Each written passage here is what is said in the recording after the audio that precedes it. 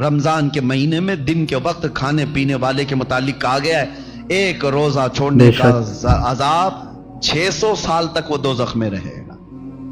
مسلمانوں کو یہ زیب نہیں دیتا رمضان کا احترام، اور خاص طور پر بچوں کی تربیت کے لیے، بچوں کی تربیت۔ علماء سے بھی میری گزارش ہے کہ پورا فل فوکس کرو۔ ہم یہاں ہوتے تھے یا جب بھی الحمدللہ میرا معمول ہے رمضان میں فل پیکج، صبح سے لے کر رات تک ہم تو مصروف ہی رہتے تھے۔ وجہ یہ ہے کہ ان کو شیطان کی وہ ڈالی ہوئی عادتوں کی طرف نہ بھیجا جائے۔ ایک مہینہ تو ہے جو اللہ تعالیٰ نے شیطان سے آزاد کر کے دیا، اس میں اگر دل کو پاک نہیں کیا تو پھر کب پاک کرے گا؟ بچوں کو خاص طور پر ایک چیز کی طرف لے آؤ، ان کے یہ موبائل کی دنیا۔ بہت سارے ماں باپ، کل میں آپ کو دیکھ رہا ہوں، ماں باپ ہم سے کہہ رہے ہیں کہ ہماری بات سے اب بچے مانتے نہیں، ڈر لگ رہا ہے ان کو بولیں گے تو الٹ پلٹ کر دیں گے، مار پیٹ کرنے لگ جائیں گے۔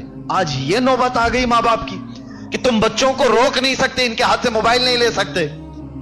اکثر گھروں کا حال ہے یہ، میں آپ کو بتا رہا ہوں، اکثر گھروں کا۔ لے کر کے دکھاؤ، یہ تو ایسا نشہ ہے جیسے چرسی اور گنجیڑی کو چرس اور گانجے سے روکا جائے تو وہ مار پیٹ پہ آ جاتا ہے، اس سے بڑا نشہ ہو گیا ہے۔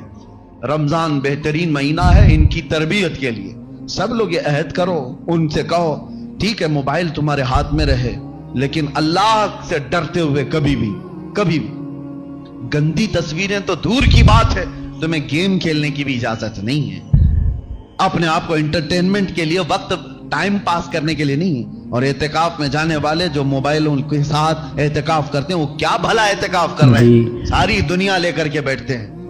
اللہ تبارک و تعالیٰ ان فواحشات سے ہماری حفاظت فرمائے۔ ماشاءاللہ۔ میرے آقا نے فرمایا قیامت کے دن جس کے خلاف رمضان کھڑا ہو گیا اسے جہنم میں جانے سے کوئی بچا نہیں سکے گا۔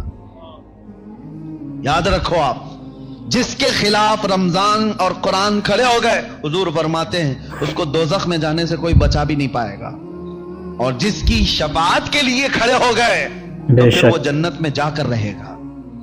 جس کی حمایت میں یہ دونوں کھڑے ہو گئے، قرآن اور رمضان۔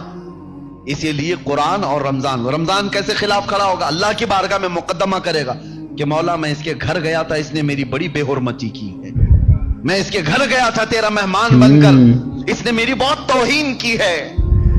بعض لوگوں کو دیکھا گیا ہے رمضان المبارکہ میں بھی وہ اپنی بری حرکات سے باز نہیں آئے، ان کی روٹین ویسی جاری رہی، نعوذ باللہ نظروں کی خطائیں بھی باقی رہی۔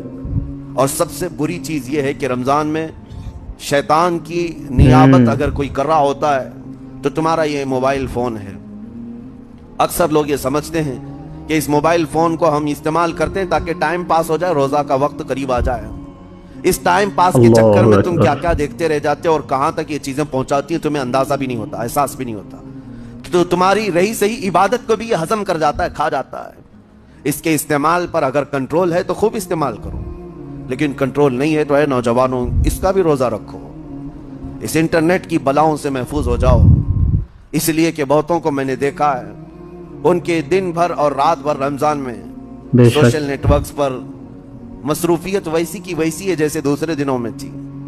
وہ رات بھر چیٹنگ میں بھی مصروف ہیں، ایک دوسرے کو ادھر ادھر بھیجنے میں بھی مصروف ہیں، ساری چیزیں جوں کی توں چل رہی ہیں۔ تو تمہارے موبائل نے تمہیں تقوی سے بہت دور رکھا ہے، تمہیں رب تعالیٰ کے قریب ہونے نہیں دیتا۔ اپنے آپ کو بدل لو۔ ظاہر سی بات ہے یہ سخت چیز ہے، اگر کوشش کرو گے تو بچ جاؤ گے، اور تقوی اتنی آسانی سے تو نہیں ملتا۔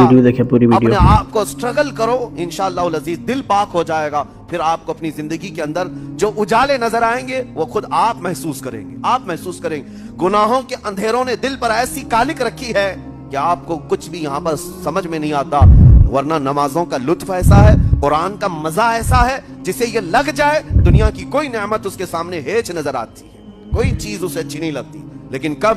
جب اسے تقوی کا اجالا حاصل ہو جائے۔